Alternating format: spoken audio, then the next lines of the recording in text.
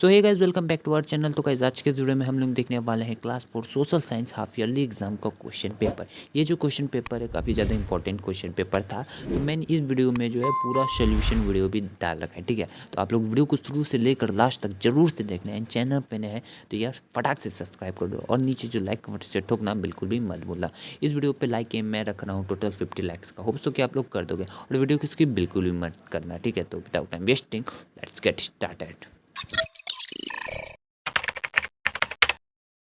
तो चलिए हम लोग स्टार्ट करते हैं। तो हम लोग सबसे पहले टिक दी करेक्ट ऑप्शन देखेंगे, ठीक है। यहाँ पर हम लोग का टिक दी करेक्ट ऑप्शन आ गया क्योंकि सिर्फ 5 क्वेश्चन इसमें, ठीक है। तो चलिए हम लोग स्टार्ट करते हैं। तो यहाँ पर जो टिक दी करेक्ट ऑप्शन का सबसे पहला क्वेश्चन है वो है the activity that are taught in school are. जो हम लोग के स्कूल में जो एक्टिविटी सिखाया जाता है वो कौन सा एक्टिविटी है। तो इसका जो राइट आंसर है वो है आर्ट एंड क्राफ्ट। ये इसका करेक्ट आंसर हो गया, ठीक है। यहाँ पर जो क्वेश्चन नंबर 2 है उसमें बोला है कि construction waste can be used for. Construction waste जो होता है वो उसमें उसको किस में यूज़ किया जा सकता है। तो इसका जो आंसर हो जाएगा वो हम लोग का ए नंबर हो जाएगा, फिलिंग रिचेस। नेक्स्ट क्वेश्चन है लोखान lives in the state of. लोखान कहाँ पर रहते हैं। तो इसका जो करेक्ट आंसर हो जाएगा वो आंध्र प्रदेश नहीं होगा, अरुणाचल प्रदेश इसका करेक्ट आंसर हो जाएगा। नेक्स्ट जो यहाँ पर क्वेश्चन है क्वेश्चन नंबर 4, उसमें बोल रहा है the dustbin must be clean every day, every week या एवरी मंथ। तो देखो रोज साफ सफाई करनी चाहिए। तो यहाँ पर जो है एवरी डे इसका करेक्ट आंसर हो जाएगा, ठीक है। यहाँ पर जो हम लोगों का लास्ट है टिक द करेक्ट ऑप्शन का, वो बोल रहा है कि विच कैलेंडर डू। यहाँ पर पेरिस नहीं होगा, पारसीस होगा, ठीक है। ये आप लोग सुधार लेना, पार्सीज फॉलो ना। इसका जो करेक्ट आंसर होगा वो लूनर होगा, सेंसाई होगा या फिर सोलर होगा। तो इसका जो करेक्ट आंसर है वो सहनशाही होगा, ठीक है। तो यहाँ पर हम लोग टिक दी करेक्ट ऑप्शन खत्म हो जाता है। नेक्स्ट क्वेश्चन की ओर आगे बढ़ते हैं ना। देखो यहाँ पर जो हम लोग का क्वेश्चन नंबर 2 है वो फिल इन दी ब्लैंक्स है, राइट। जो फिल इन दी ब्लैंक्स ये भी टोटल 5 क्वेश्चन है इसमें। तो चलिए हम लोग स्टार्ट करते हैं, एक एक मार्क्स का क्वेश्चन है। तो यहाँ पर जो है हम लोग सबसे पहले देखेंगे a family, a dash family has parent and their married children. तो इसका जो करेक्ट आंसर हो जाएगा वो हो जाएगा जॉइंट, ठीक है। यहाँ पर साइड में लिख दे रहे हैं जॉइंट फैमिली। नेक्स्ट जो यहाँ पर क्वेश्चन है वो बोला in a society all of us dash upon one another for different reason. तो इसका जो आंसर हो जाएगा वो हो जाएगा डिपेंड।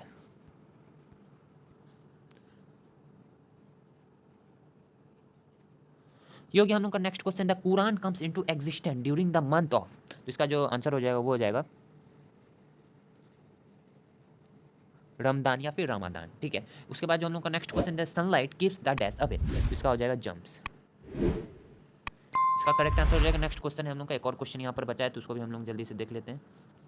तो देखो यहाँ पर जो हम लोग का लास्ट क्वेश्चन है फिल इन दी ब्लैंक्स का, Ayaan has never crossed a dash bridge. तो इसका जो करेक्ट आंसर हो जाएगा वो हो जाएगा हम लोग के पास बैम्बू ब्रिज, ठीक है। ये हम लोग का करेक्ट आंसर हो गया, ठीक है। तो ना यहाँ पर जो है हम लोग का खत्म होता है फिलिंग द ब्लैंक्स। अब जो है हम लोग का मैच द फॉलोइंग है, ठीक है। तो चलिए इसको भी हम लोग करते हैं। तो यहाँ जो मैच द फॉलोइंग उसका जो सबसे पहला क्वेश्चन है वो है मैच करना है मतलब बायोग्रेडेबल वेस्ट। तो इसका जो मैच कर दीजिए आप लोग, can be converted into harmless substance. उसके बाद है विंडोज। सो विंडोज का यहाँ पर गाइस हो जाएगा फ्रेश एयर, गार्बेज का डिजीज, नवरात्रि का dandiya and Eid ul Fitr thanks giving. तो ये हो जाएगा हम लोग का 3 नंबर का आंसर। दोस्तों कि आप लोग देख लिए। चलिए इसको हटाते हैं। नेक्स्ट क्वेश्चन, क्वेश्चन नंबर 4 की ओर आगे बढ़ते हैं। आंसर इन वन वर्ड है, तो चलिए हम लोग इसका भी आंसर देखते हैं। तो यहाँ पर जो हम लोग का क्वेश्चन नंबर 4 का सबसे पहला क्वेश्चन है where is Eden Garden located. Eden Garden कहाँ पर लोकेटेड है। तो यहाँ पर आप लोग लिख सकते हो कॉल काता, जो कि वेस्ट बंगाल में, ठीक है। नेक्स्ट जो यहाँ पर क्वेश्चन है हम लोग का क्वेश्चन नंबर 2, उसमें बोल रहा है कि हु इन्वेंटेड ब्रेल स्क्रिप्ट। तो इसका जो आंसर हो जाएगा वो हो जाएगा Louis Louis Braille, okay. Next जो हम लोग का यहाँ पर क्वेश्चन नंबर 80 है where is Sikh wedding takes place. तो जो सिख लोग का वेडिंग होता है वो कहाँ पर शादी कहाँ पर होता है। तो यहाँ पर लिखेंगे गुरु द्वारा। वहाँ सिख लोग का मंदिर होता है जहाँ पर गुरुद्वारा जिसका नाम है, वहीं पर सिख लोग का वेडिंग होता है।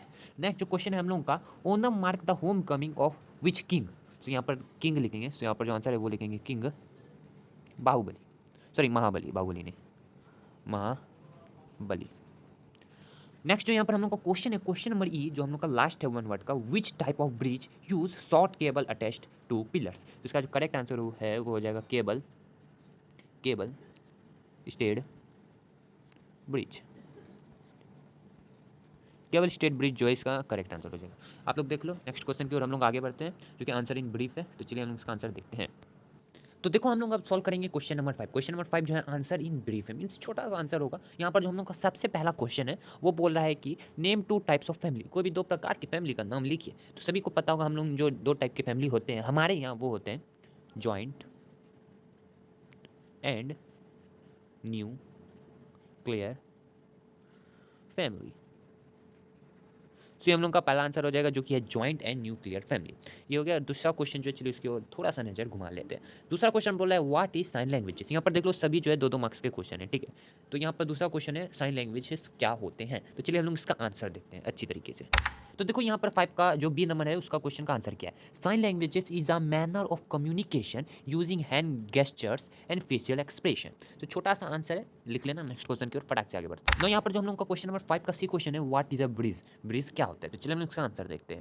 सो यहाँ पर देखो हम लोग का सी का आंसर क्या हो जाएगा। यहाँ पर जो सी क्वेश्चन था वो पूछा था कि एक ब्रिज क्या होता है, what is a bridge. So bridge is a structure that is build over a road, river और railways to allow people and vehicles to cross from one side to the other side. तो यहाँ पर एक bridge एक ऐसा structure होता है जो कि जनरली रोड, रेलवेज या फिर रिवर्स की ओर बनाया जाता है। जनरली हम लोग नदी किनारे ही देखते रिवर्स, सॉरी ब्रिज सबको, ठीक है।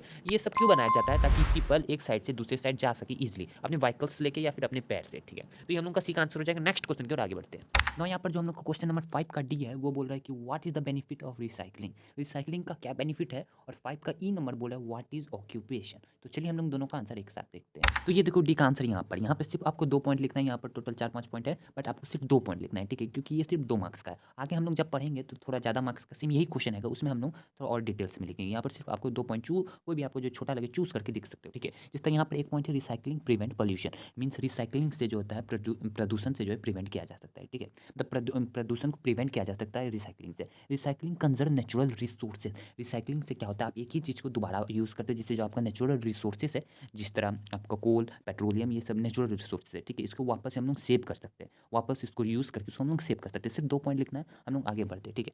नेक्स्ट क्वेश्चन हम लोग का पूछा था ऑक्यूपेशन क्या होते हैं। तो यहाँ पर आप लोग देख सकते हैं ऑक्यूपेशन के यहाँ पर डिटेल दे रखा है। And occupation is a meaningful task that is undertaken to earn livelihood. Means occupation एक ऐसा मीनिंगफुल टास्क होता है जो कि आप करते हो या फिर आपको करना पड़ता है अपने लिवलीहुड को चलाने के लिए।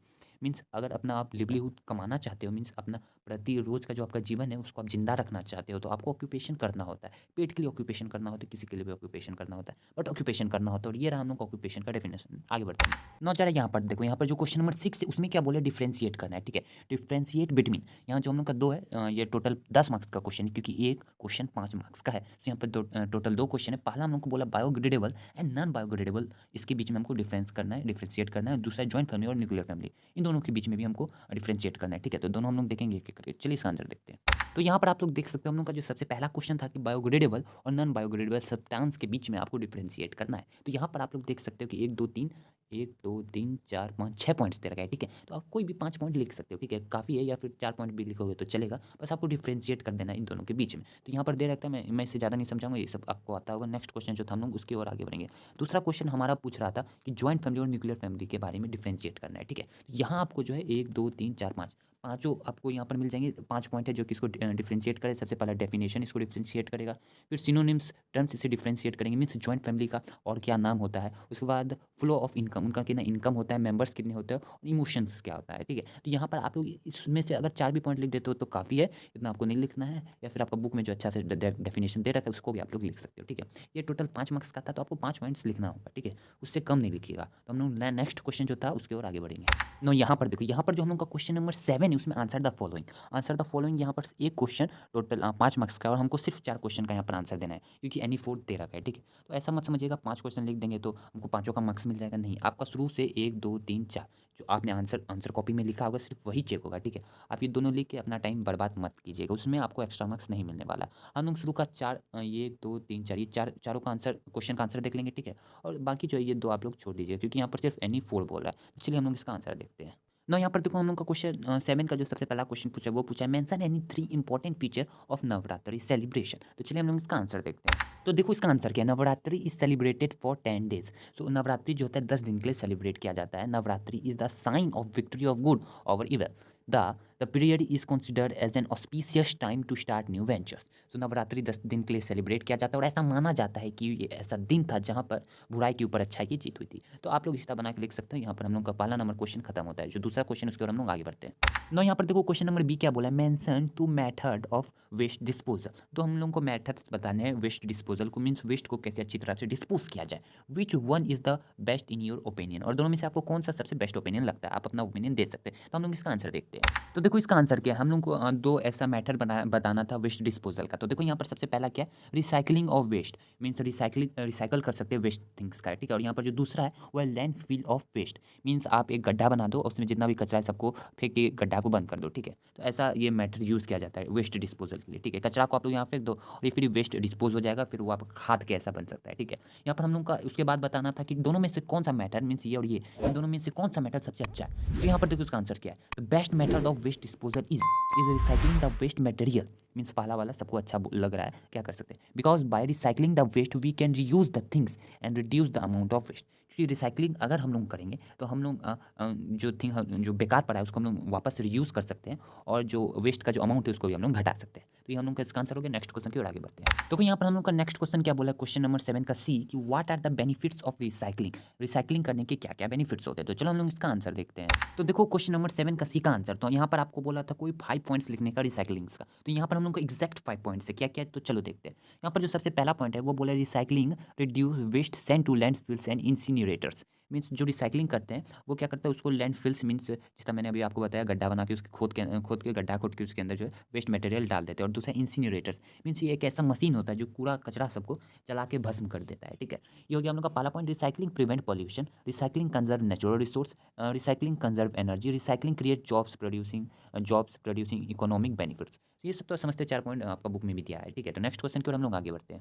यहाँ पर देखो हम लोग को 7 का last number means D number, जो कि हमको बस 4 क्वेश्चन करना था, इसलिए डी नंबर जो हम लोग का लास्ट नंबर है, जो कि बोला mention 3 important features of an ideal home. तो हम लोग चलो इसका आंसर देखते हैं। तो देखो हम लोग का जो 7 नंबर का डी मीन्स लास्ट जो क्वेश्चन है उसका answer 3 important feature of an ideal home बताना है, ठीक है। तो एक अच्छे घर के क्या क्या फीचर्स हो सकते हैं। तो सबसे पहला सनलाइट, आपके चारों ओर जितना भी रूम है उसमें आपको प्रॉपर सनलाइट मिलनी चाहिए, राइट, क्योंकि उससे जम्स मरते हैं। It brightens our home and keeps its germs free. तो सनलाइट से क्या होता है, जितने भी जम्स होते हैं, जितने भी परमाणु सब होते हैं, जम्स सब, वो सब मारे जाते हैं, ठीक है। दूसरा हम लोग का ventilation, ventilation means it allow free flow of fresh air in our home. Fresh air जो है हम लोगों को होम से आना चाहिए, उसके लिए एक वेंटिलेटर जरूर होना चाहिए। हर घर में एक वेंटिलेशन का सिस्टम जरूर से होना चाहिए, ठीक है, एक आइडियल होम के लिए। और तीसरा है हम लोग के पास सैनिटेशन, ठीक है, प्रॉपर ड्रेनेज सिस्टम होना चाहिए, ठीक है, टू रिमूव डर्टी वाटर, ठीक है। ड्रेनेज सिस्टम नहीं होगा तो गंदा पानी हम लोग के इकट्ठा होते रहेगा, जिसमें मच्छर पनप सकते हैं, ठीक है। तो ये सब आपका एक आइडियल होम में होना चाहिए, ठीक है। वो सब क्या आपके घर में भी होगा। नेक्स्ट क्वेश्चन की ओर हम लोग आगे बढ़ते हैं। तो देखो हम लोग को क्वेश्चन नंबर 8 में क्या करना है, यहाँ पर जो हमको कुछ टर्म्स दे रखा है इसको डिफाइन करना, और ये जो है टोटल 2-2 मार्क्स का पर क्वेश्चन है, ठीक है। ये क्वेश्चन 2 मार्क्स कैरी करता है। तो हम लोग का जो सबसे पहला है देख लो क्या क्या है, हम लोग को साइन लैंग्वेज को डिफाइन करना है, जॉइंट फैमिली को डिफाइन करना है। और उसके बाद सी नंबर है हम लोग का गणेश चतुर्थी, ठीक है, गणेश चतुर्थी को डिफाइन करना है। डी हम लोग का रिसाइकलिंग को डिफाइन करना है। और ई नंबर हम लोग को